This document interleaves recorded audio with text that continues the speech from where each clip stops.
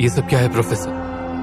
ये कौन सा खेल खेल रहे हैं आप? इस डायरी में मेरे पिताजी का नाम क्यों लिखा है? तुम्हें तुम्हारे सारे सवालों का जवाब मिलेगा नरेश, पर मैंने क्या कहा, उस जवाब को पाने के लिए तुम्हें एक फैसला करना होगा। कैसा फैसला? दरवाजा खुला है और अगर तुम दरवाजे के बाहर जाना चाहते हो तो भी चले जाओ, वरना उसके बाद तुम्हें मौका नहीं मिलेगा।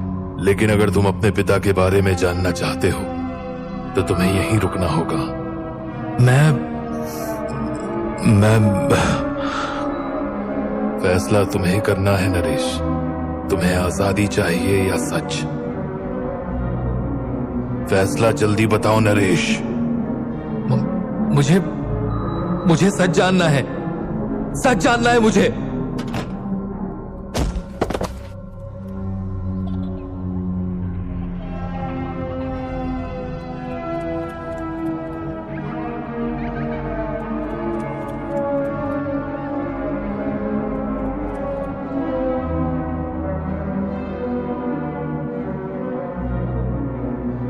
मुझे खुशी है कि तुम बाकी इंसानों की तरह नहीं हो जिन्हें सच से डर लगता है।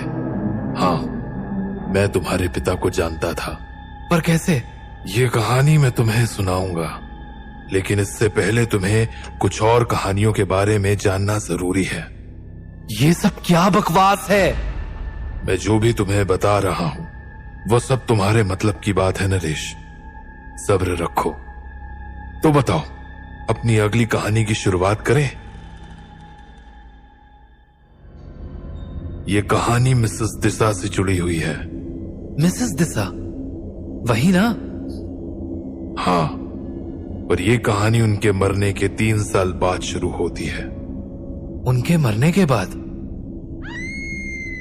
मिसेस दिशा ने मुझे एक रास्ता दिखाया था, पर मैं उसी रास्ते पर आगे बढ़ रहा था।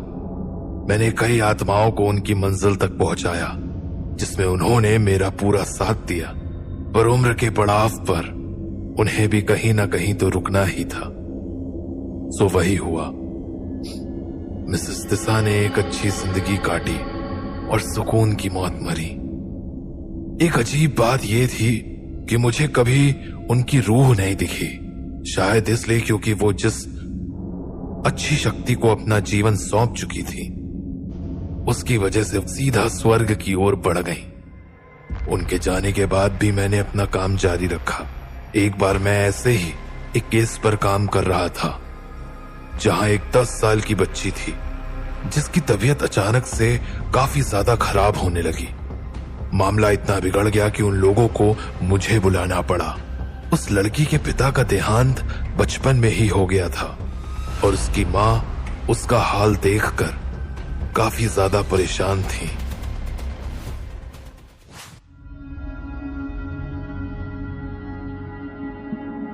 मुझे समझ ही नहीं आ रहा है कि क्या हो रहा है।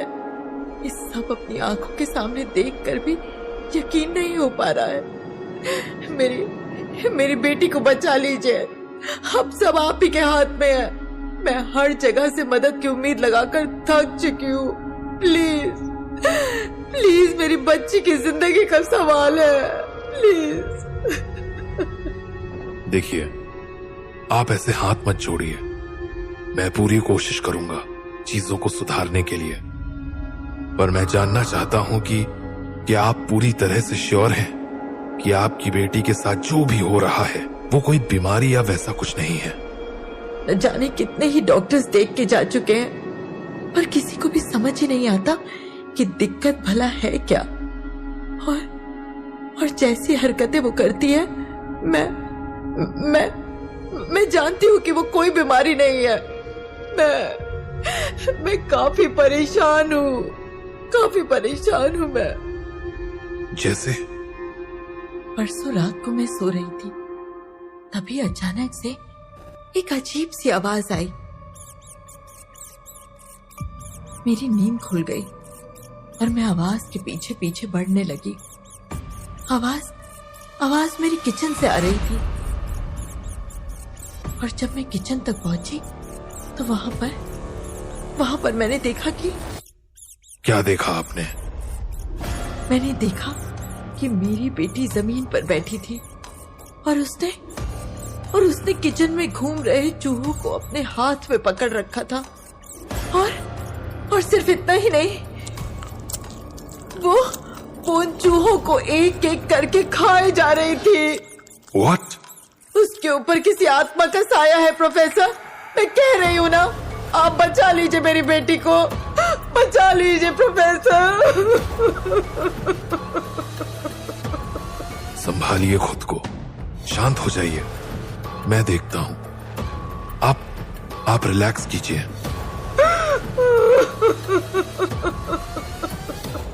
उसकी मां को चुप कराने के बाद मैं उस बच्ची के कमरे की तरफ बढ़ा। दरवाजा अनलॉक्ड ही था, तो मैंने धीरे से उसे खोला और अंदर घुसा। उस दरवाजे के खुलते ही एक तेज स्मेल मेरी नाक में घुस गई, बिल्कुल झटके की तरह। उस स्मेल को अवॉइड करता हुआ मैं आगे बढ़ा तो मैंने देखा कि एक छोटा सा कमरा था। कमरे में कुछ ज्यादा सामान भी नहीं था। एक अलमारी जो एक कोने में थी और दूसरे कोने में एक बिस्तर। उस बिस्तर पर वो बच्ची बैठी थी। मुझे आज भी उस बच्ची की वो आंखें याद हैं, बड़ी बड़ी खौफजदा आंखें। ऐसा लग रहा था जैसे उनके पास कहने को तो बहुत सारी बातें थी, पर कह नहीं पा रही थी। मैं धीरे से उस बच्ची के पास जाकर बैठ गया। हाय, मैं तुम्ही से बात कर रहा हूं। क्या बात है, तुम्हें मेरे से बात नहीं करनी? हे, वो बच्ची बिना कुछ कहे चुपचाप उस बिस्तर पर बैठी मुझे देखे जा रही थी। ये चोट के निशान तुम्हारे हाथों पर ये कैसे आए? किसने मारा तुम्हें? देखो, अगर तुम्हें कुछ नहीं बताना तो ठीक है, मैं जाता हूं। मैं जाऊं? वो खेलने में चोट लग गई। फाइनली तुमने बोलना शुरू तो किया। नाम क्या है तुम्हारा? मालती। क्या तुम जानती हो तुम्हारी मम्मी कितनी ज्यादा परेशान है तुम्हारी हरकतों से? आखिर क्यों करती हो तुम ऐसा?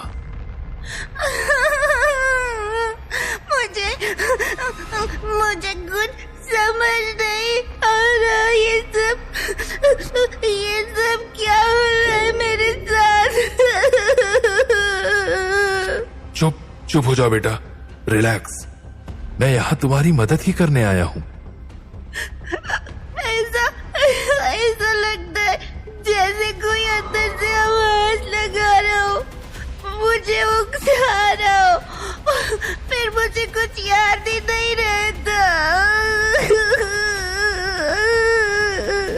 थोड़े अच्छे से एक्सप्लेन कर सकती हो?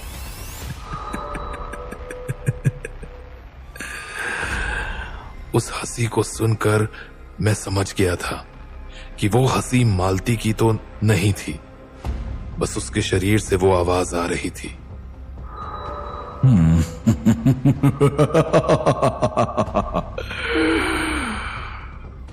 क्या हुआ? तुम हंस क्यों रही हो? तेरी बातों पर हंस रहा हूं। मालती, तुम ठीक तो हो? तू करेगा इसकी मदद, तू करेगा। कौन हो तुम? इस बच्ची ने तुम्हारा क्या बिगाड़ा है? क्या चाहते हो इससे? इसने तो मुझे खुद बुलाया है। पूछ इससे। खुद बुलाया है? कौन हो तुम? इसका बाप। इसका बाप? मतलब उस लड़की के अंदर उसके पिता ही थे? हाँ। क्या कहा? कौन है तू? बाप हूं मैं इसका। सही सुना तूने। चाहे तुम जो भी हो, लेकिन तुम्हें इतना तो पता होगा ना कि किसी एक शरीर में दो आत्माएं वास नहीं कर सकती हैं। ये सृष्टि के नियमों के खिलाफ है। मुझे नियम मत सिखा, मैं सब जानता हूं। पर यह नियम तब किसी काम का नहीं जब सामने वाले ने अपनी इच्छा से हमें प्रवेश करने दिया हो। इस लड़की ने खुद मुझे बुलाया है। खुद से? तू झूठ बोल रहा है। ले तू खुद ही सुन ले।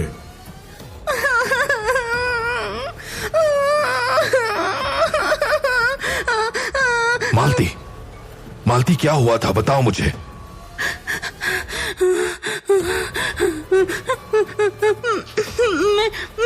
मैं बाबा मैं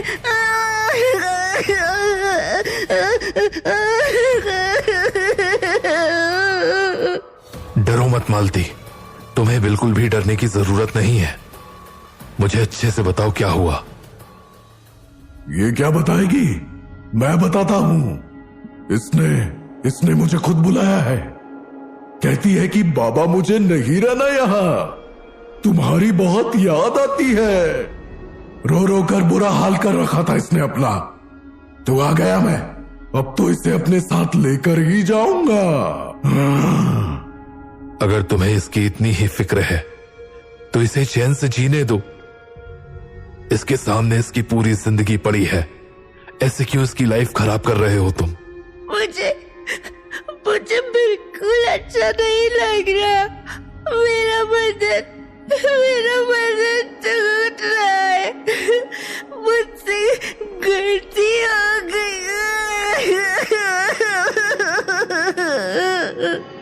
अपनी बेटी का दर्द नहीं सुनाई दे रहा तुम्हें? कैसे बाप हो तुम, बताओ। ये बस कुछ ही पल का दर्द है, बाद में सुख ही सुख।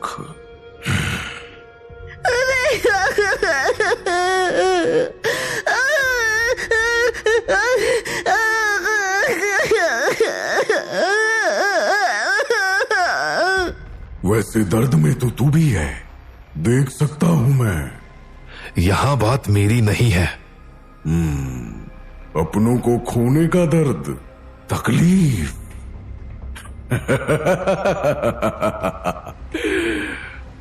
उस आत्मा की बातें सुनकर लग रहा जैसे कुछ तो गड़बड़ है। कैसी गड़बड़? देखो, मैं प्यार से समझा कर कह रहा हूं तुम्हें, कोई फायदा नहीं है। चले जाओ यहां से, छोड़ दो इस बच्ची को। वैसे तू भी बड़ा दिलचस्प है। महसूस कर सकता हूं मैं, अलग है तू, खास है। पर इस खासियत की कीमत भी बड़ी थी। बहुत कुछ चुकाया है तूने। दुख, भारी दुख का समंदर। अपनी बकवास बंद कर। मैं समझ गया, तू वो नहीं जो तू बता रहा है। तू कोई और है। तू भी वो नहीं है जो तू बताता है। तेरे हाथों में भी खून लगा है। खून अपने माँ बाप का खून। उम्र खा गया तू उनकी। ये सब बकवास है। सच है, तू कारण था अपने माँ बाप की अकाल मृत्यु का। मैं देख सकता हूं मैं। ये सब झूठ है, मैंने ऐसा कुछ नहीं किया। और बताऊं? और अंदर झांकू तेरे? बोल। नहीं, ये नहीं कर सकता तू।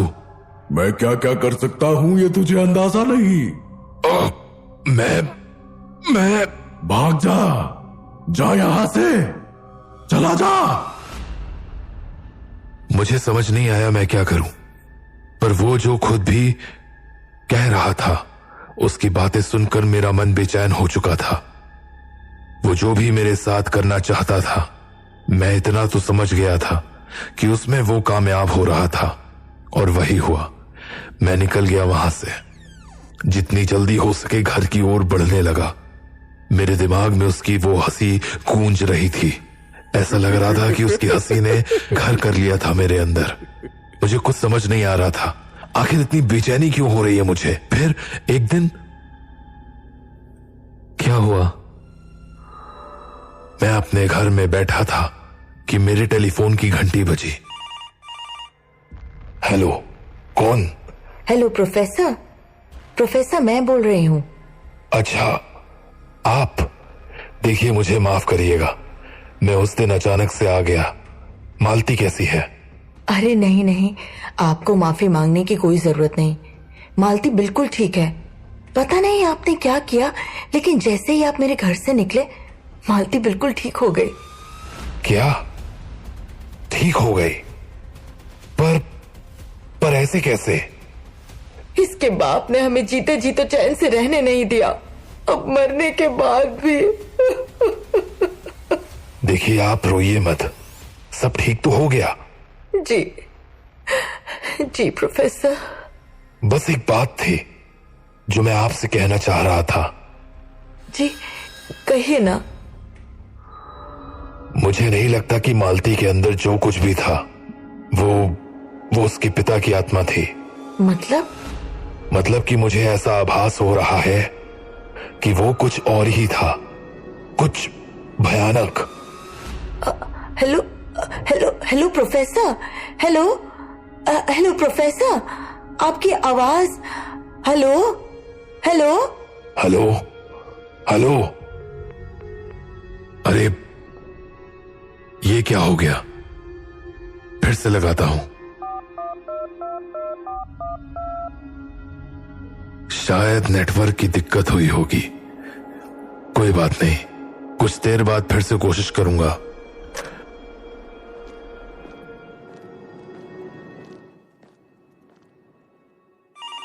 शायद उन्होंने दोबारा फोन किया। हेलो हेलो, कौन है? कोई बोलता ही नहीं है। अरे ये क्या? अभी तो। हेलो, ये क्या हो रहा है?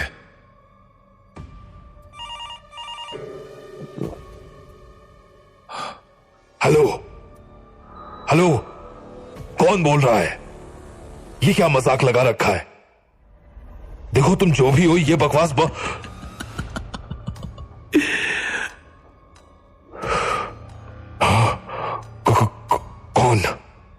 कौन है?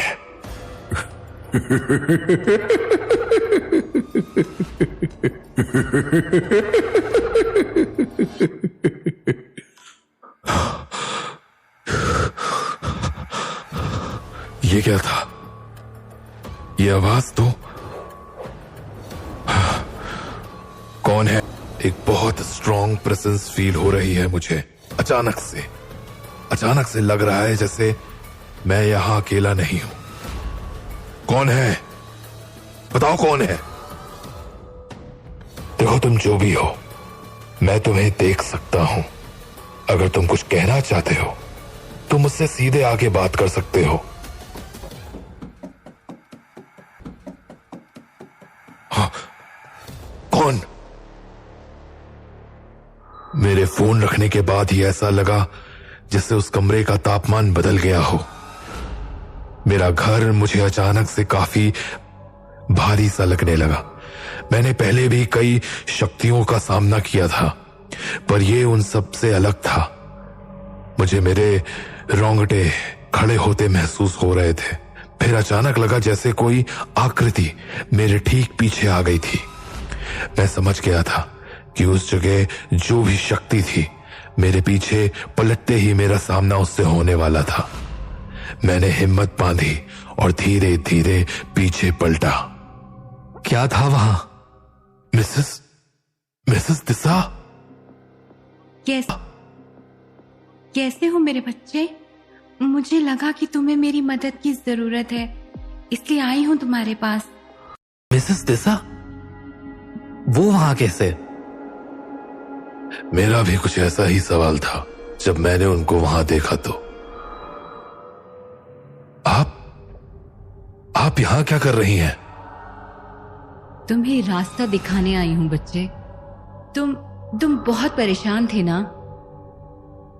पर यह बात आपको कैसे पता चली? हमें सब पता चल जाता है। जिस दुनिया में मैं हूं, वहां इस दुनिया की बातें साफ साफ दिख जाती हैं। मुझे अब भी समझ नहीं आ रहा ऐसे आपका यहां अचानक से आना? तुम कहते हो तो मैं चली जाऊं वापस? अरे नहीं नहीं, ऐसा कुछ नहीं है। वैसे मैं बता दूं कि मुझे गर्व है तुम पर। तुम काफी समझदार हो गए हो मेरे बच्चे। ये दुनिया सबको एक ना एक दिन समझदार बना ही देती है। वैसे तुम्हारी एक बात सच है। वो कौन सी? मेरे यहाँ आने के पीछे एक मकसद है, एक काम है जो तुम्हें करना है मेरे लिए। कैसा काम? वो मैं तुम्हें वक्त आने पर बताऊंगी, अभी नहीं। ठीक है। सच बताऊं तो मुझे मिसेस दिशा का वहां होना बेहद अजीब सा लग रहा था। लगेगा ही, क्योंकि थी तो वो उनकी आत्मा ही ना। बात वो नहीं थी। ऐसा लग रहा था जैसे मेरा घर काफी भारी सा हो गया हो। मैं अक्सर डर जाया करता था। रात को गहरी नींद में मुझे अजीब से ख्याल आते। बेचैनी में उठ जाता था मैं। मुझे आत्माओं में फर्क करना आ गया था तब तक, और मुझे समझ आ रहा था कि कुछ तो गड़बड़ थी वहां। फिर एक दिन मैं अपने कमरे में बैठा था। काफी पुरानी किताबें भर गई हैं यहां, इन्हें ठिकाने लगाना होगा। हाँ, ये क्या था? डर गए? ओह, आप हैं। अजीब बात है, जिसे आत्माएं देखने की आदत हो उससे भी डर लगता है। डर किसे नहीं लगता, और मुझे तो ये लगता है कि इंसान के अंदर थोड़ा बहुत डर होना तो जरूरी ही है। बात तो सही है तुम्हारी। आपको तो याद ही होगा, मैंने कई बार ये बात कही है। हाँ हाँ, कैसे भूल सकती हूँ तुम्हारी बातें। वैसे एक बात कहूं, आपका यहां आना मुझे खटका तो था, पर अब मैं समझ गया हूं कि यह भी अच्छा ही हुआ। मैं आपको काफी याद कर रहा था। इसलिए तो मैं आई हूं। आपको याद है कैसे जब मैं छोटा था तो मुझे नींद नहीं आती थी, तो आप मुझे चर्च ले जाया करती थी? बिल्कुल याद है। और कैसे मैं वहां लकड़ी के बेंच पर ही सो जाया करता था। हाँ हाँ, और तुम सोते हुए बेहद प्यारे लगते थे। हाँ, वो तो ठीक है, पर आप वो भूल गई क्या? क्या? यही कि हमें तो सेंटर से बाहर ले जाने की इजाजत नहीं थी। क्या? हाँ, और ना ही आप कभी मुझे चर्च ले गई। कौन हो तुम? बताओ।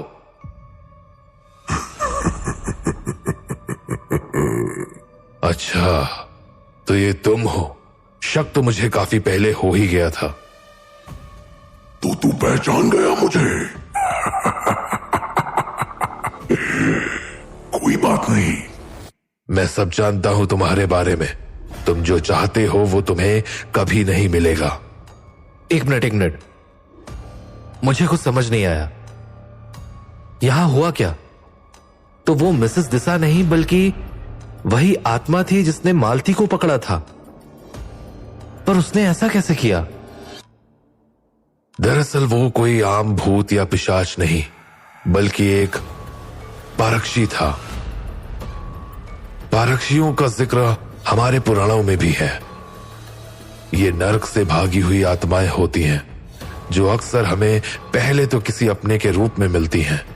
हमें लगता है कि हमारा कोई अपना है जो हमसे बातें कर रहा, हमें दिख रहा, पर असल में उस भेस में छुपा पारक्षी हमारे मन और दिमाग में जहर घोलता है, धीरे धीरे मजबूर करता है गलत काम करने के लिए, क्योंकि उसे कुछ चाहिए होता है, और वो है हमारा इंसानी शरीर। वो चाहता है कि चाहे जैसा भी हो, हमारी आत्मा को हमारा शरीर छोड़ दे, ताकि उसे वो शरीर मिल जाए।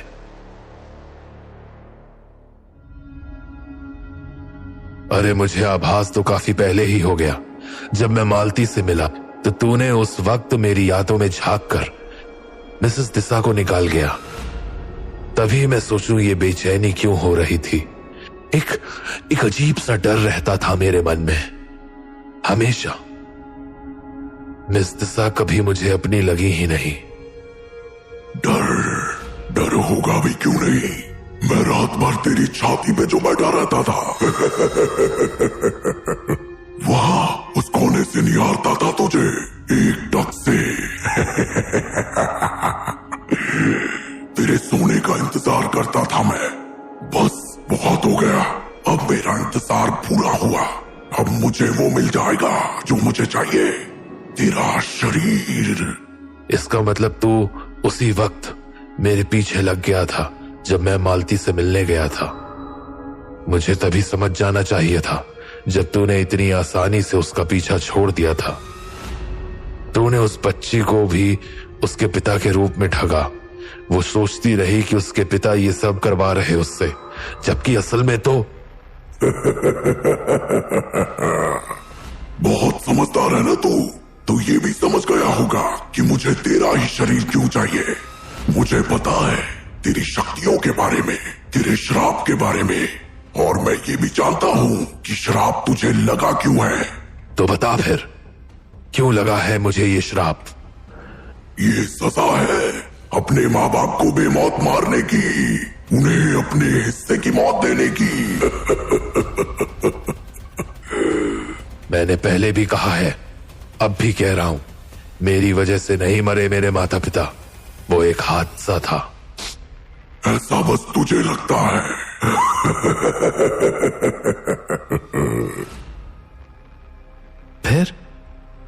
फिर क्या हुआ? मैंने सिर से पैर तक की मेहनत लगाई उस पारक्षी से अपना पीछा छुड़वाने के लिए। काम आसान तो नहीं था, पर हां, धीरे धीरे मैं जीत गया। या शायद मुझे बस ऐसा लगा था कि मैं जीता हूं। एक डर हमेशा बना रहा कि कभी ना कभी वो लौट कर आएगा, मुझे मेरा भयानक अतीत एक बार फिर याद दिलाने, आईने की तरह मेरे बीते हुए कल को मेरे सामने रख देने के लिए। मैं समझ रहा हूं आपकी बात, पर मैं दोबारा जानना चाहता हूं कि ये बात आप मुझे क्यों बता रहे हैं? नरेश, इस दुनिया में कुछ भी बिना मतलब के नहीं होता। ये कहानियां भी जो मैं तुम्हें सुना रहा हूं, इनके पीछे एक गहरा मतलब है जो समय आने पर तुम्हें पता चलेगा। और आपके हिसाब से वो समय कब आएगा? उस पारक्षी की कुछ बातों ने मुझे सोचने पर मजबूर कर दिया। मैं सोच रहा था कि क्या सच में मेरे माता पिता मेरे हिस्से की मौत मरे? क्या ऐसा संभव है कि कोई इंसान आपकी जगह मर जाए और आपकी उम्र बढ़ जाए? तो क्या मिला आपको? मुझे पता चला कि हां, ऐसा होता है, और यही वो कड़ी है जो हम दोनों को जोड़ती है। कैसे? मैं समझा नहीं। वो दूसरा सवाल है। फिलहाल मैं तुम्हारे पहले सवाल का जवाब दे देता हूं। हां, मैं तुम्हारे पिता को जानता था। यह बात आपने मुझे पहले क्यों नहीं बताई? क्या उनका भी कुछ लेना देना इन सब से? बताइए मुझे। तुम्हें एक वक्त पर एक ही जवाब मिलेगा नरेश। ये एक सफर है जिसके आखिर में तुम्हारे हर सवाल का जवाब है, पर अभी हम आखिर तक पहुंचे नहीं हैं। तो बस तुम सफर पर मेरे साथ बने रहो और मैं तुम्हें तुम्हारे सवालों तक पहुंचाने का वादा करता हूं।